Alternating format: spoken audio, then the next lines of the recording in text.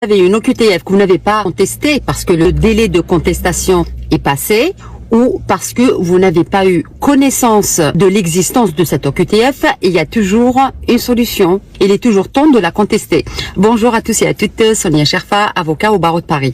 Alors, vous avez deux cas de figure. Soit vous avez eu connaissance de cette OQTF et vous n'avez pas envie de la contester. Vous vous dites, elle a un an d'exécution, si elle date avant la promulgation de la nouvelle loi de l'immigration du 25 janvier 2024. Ou bien, le deuxième cas de figure, c'est que vous ignoriez l'existence de cette OQTF. Dans le premier cas de figure,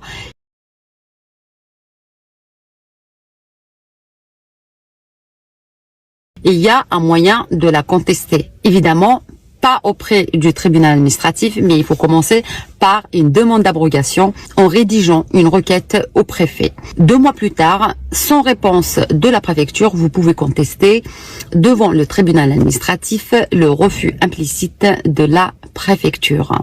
Ensuite, pour ce qui concerne le deuxième cas de figure, c'est l'OQTF dont vous n'avez pas eu connaissance.